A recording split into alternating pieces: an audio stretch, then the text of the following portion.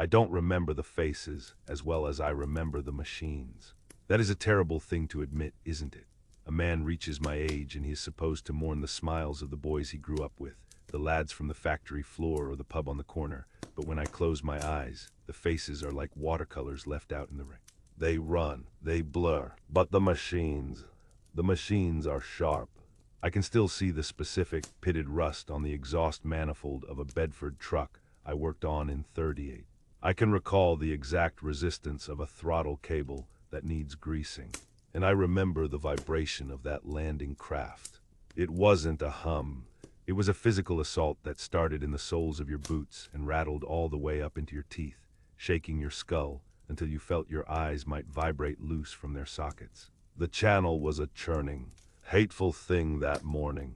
They tell me now, the historians and the books, that the weather was clearing, that the worst of the storm had passed. But my memory insists on a sky the color of a bruised plum and water that looked less like liquid and more like hammered slate. It smelled of diesel, that thick, oily stench that coats the back of your throat and refuses to wash away. In that steel box, the diesel mixed with the sour, biting reek of vomit and the damp wool of 40 men sweating cold, terror-filled sweat. It was humid, a suffocating, wet heat that made the air feel heavy, like we were breathing soup. I sat near the ramp, knees pulled in tight. The lad next to me, Jenkins maybe, or was it Jensen, was green. Not pale but truly green, his head between his knees, heaving dry nothingness into the bilge. I didn't look at him. I couldn't. If I looked at the human misery, I would have started screaming and I wouldn't have stopped until the water took me. So I looked at the metal. I had a Bren gun across my lap, the Mark II, stripped down to its essentials. My hands moved over it without my eyes needing to guide them. These hands were older than my 26 years, even then. The knuckles were swollen, the skin mapped with white scars from slipped wrenches and hot radiators, the fingernails permanently outlined in black grease that no amount of army-issue soap could scour away. To the others, this was a weapon. To me, it was just an assembly of springs, machined steel, and gas pistons. It was a combustion engine that didn't turn a wheel but threw light. I checked the barrel nut. It was tight, but not seized. I worked the action. The bolt slid back with a smooth, oiled resistance, a sensation that usually brought me peace. In Birmingham, back in the garage under the railway arches, that feeling was the world making sense.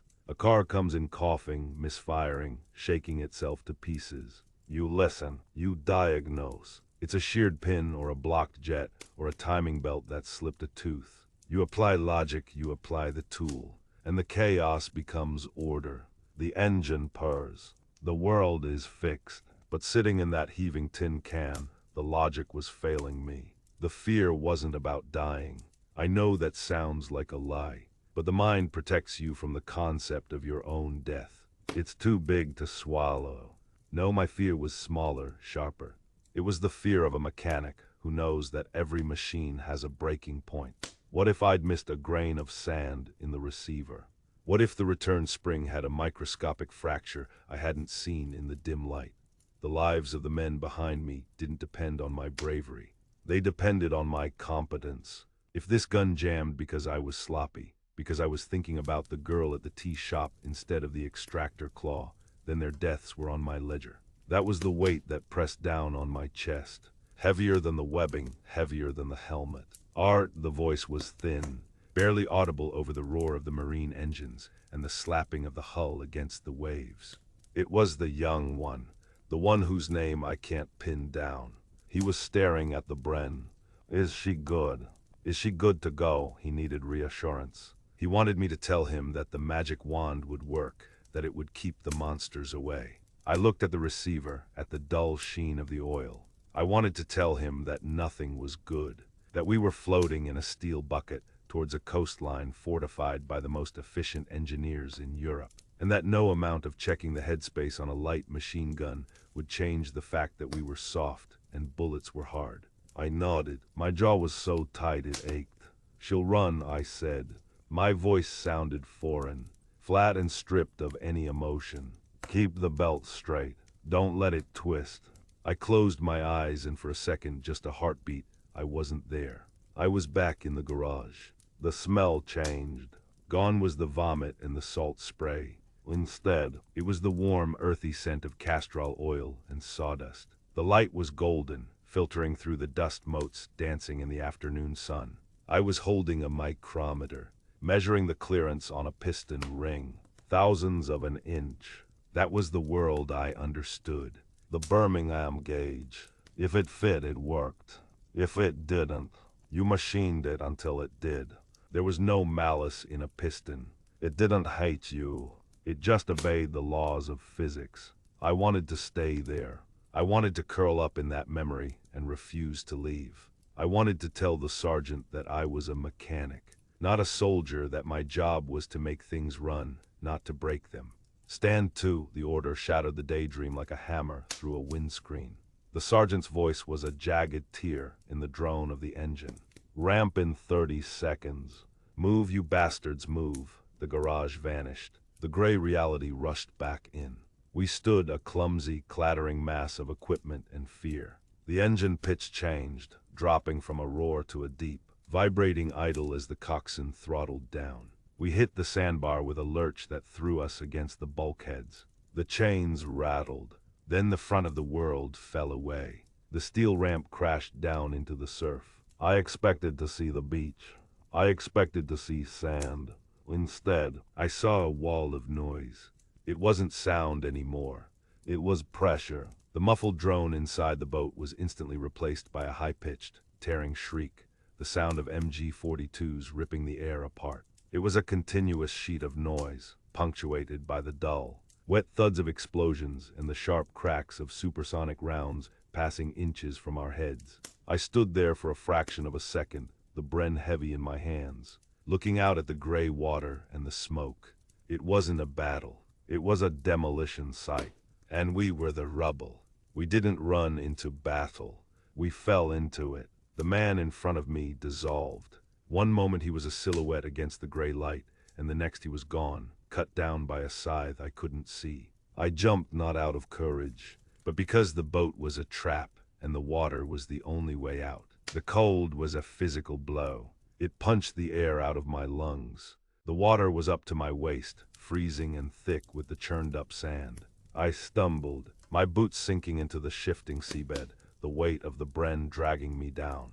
This was the threshold, the line between the world where physics made sense and this new world where the only law was chaos. Salt water splashed into my eyes, stinging and blinding. I wiped them with a sodden sleeve and tried to orient myself. The beach was a graveyard of geometry. Rommel's asparagus, hedgehogs, dragon's teeth, twisted steel and concrete obstacles jutting out of the sand like the skeletal remains of prehistoric beasts. To anyone else, they were nightmares. But as my vision cleared, the mechanic in me took over. I didn't see monsters.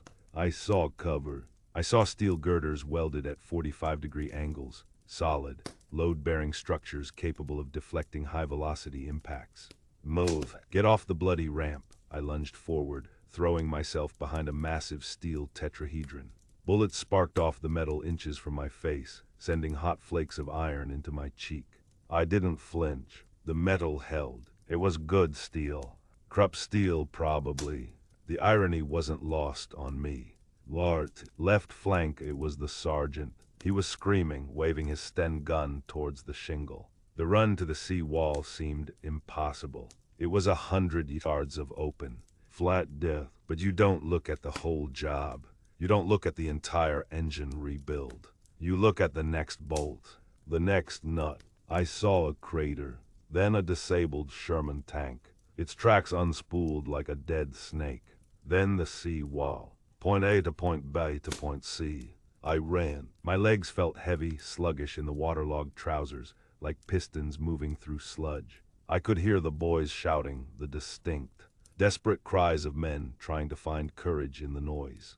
I heard the snap of bullets passing my ear, the displacement of air that sounds like a dry twig breaking. I dove behind the tank, the smell of burning rubber and cordite overwhelming the salt air. A body lay next to the tracks. It was the young lad, the one who asked about the gun. He looked like he was sleeping, except for the dark stain spreading across his chest. I stared at him, The machine had failed. Not the gun, the great, grinding machine of the operation. A cog had broken. A life had sheared off. I felt that cold knot of fear tighten in my gut. It wasn't grief yet. There was no time for grief. It was an anger at the waste of it. A perfectly good component. Discarded. Forward. Get the PIAT up. We scrambled up the shingle, the stones sliding under our boots. We hit the sea wall, pressing our bodies into the concrete as if we could merge with it. Above us, the bluffs were alive with fire.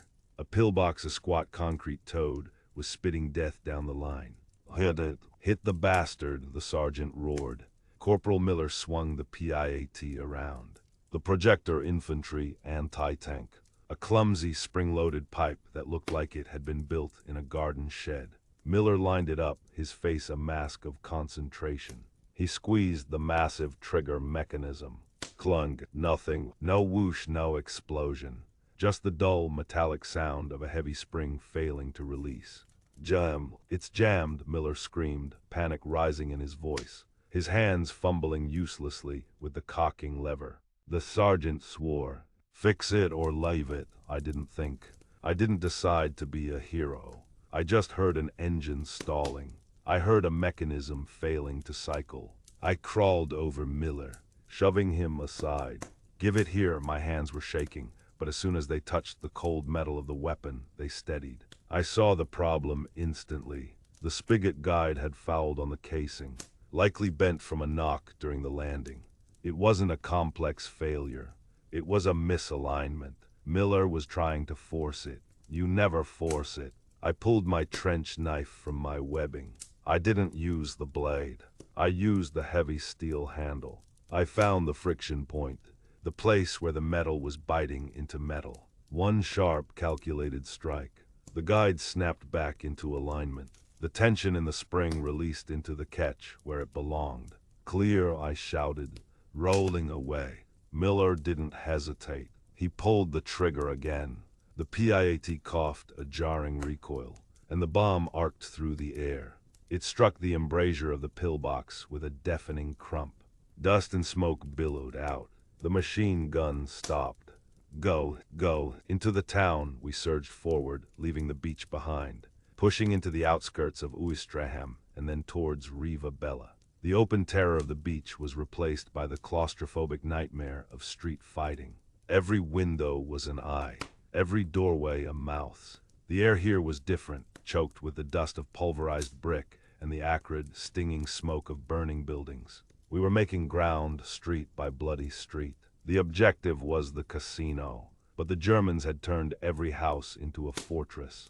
We were pinned down at an intersection, taking heavy fire from a second-story window down the block. An MG-42 nest. It had the street locked down tight. We couldn't move. We couldn't flank. Where's the carrier? The sergeant yelled into the radio. Bring up the carrier. We heard it before we saw it. The universal carrier, the Bren gun carrier. Our mobile shield, our heavy hitter.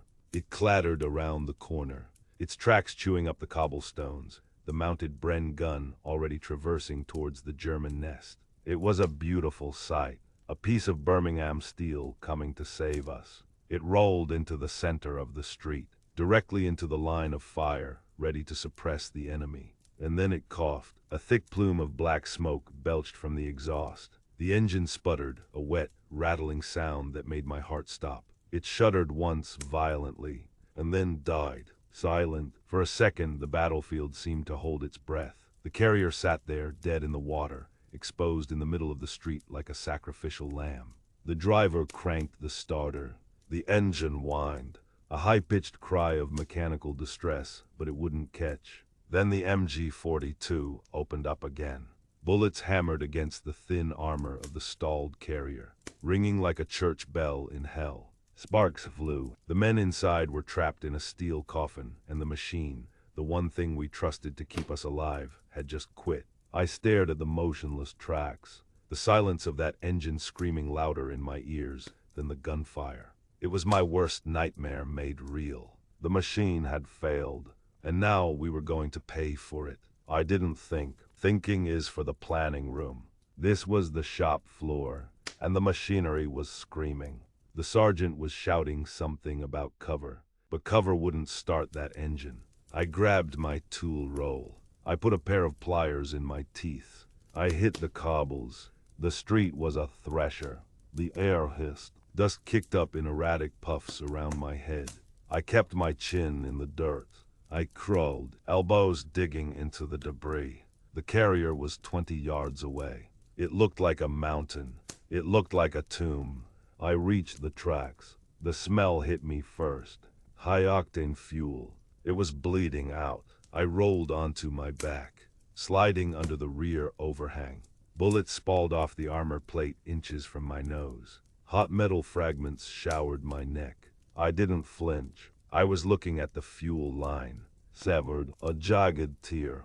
I needed a patch. I looked left. A shattered motorcycle lay in the gutter. I scrambled out. Exposed, I tore the fuel hose from the bike's casing. I dragged it back. My hands were slick with oil and sweat. I was a surgeon now, and the patient was bleeding out. I slid the rubber hose over the breach. It was too wide. It wouldn't hold pressure. I needed a clamp. I saw the external comms wire dangling.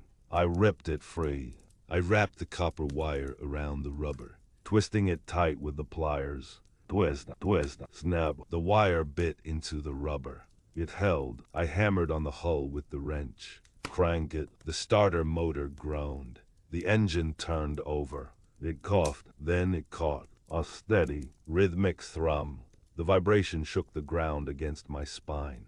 The tracks ground into the pavement. The gun above me swiveled and unleashed hell. We moved. I stayed low, crab walking behind the armor as it pushed up the street. The German nest went silent. When the shooting stopped, I stood up. My knees were water. I looked back down the road.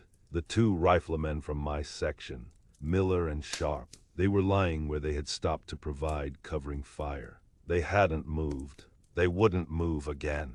The boys were slapping my back. They were shouting, grinning, passing cigarettes. They called me a wizard. They said I fixed it with a piece of junk and a prayer. I looked at the oil on my hands. It was mixed with soot.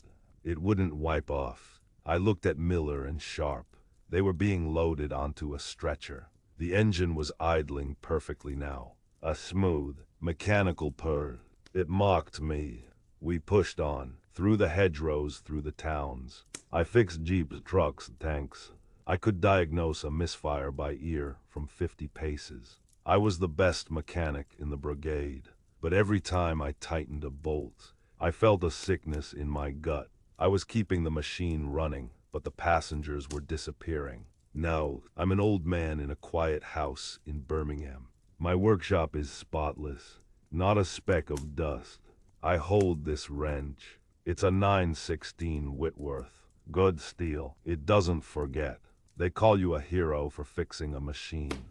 They write it up in the books. But that machine is just parts. Metal, rubber, spark plugs. You can always fix the machine. If a piston blows, you cast a new one. If a line breaks, you splice it. But you can't fix the empty spaces the boys leave behind. The real job, the only job, was to get them home. My skill saved the day, but it couldn't save them. And no amount of work can ever balance that engine. The vibration is always there, rattling your teeth, reminding you of the cost of a spark. So when you see these old photos, don't just see the heroes. See the mechanics, the cooks, the drivers. See the men who tried to hold it all together. And remember the ones who were lost in the equation. Just remember them. This memory is a shard of glass I carry. Help me pull it out. Subscribe to keep this history alive.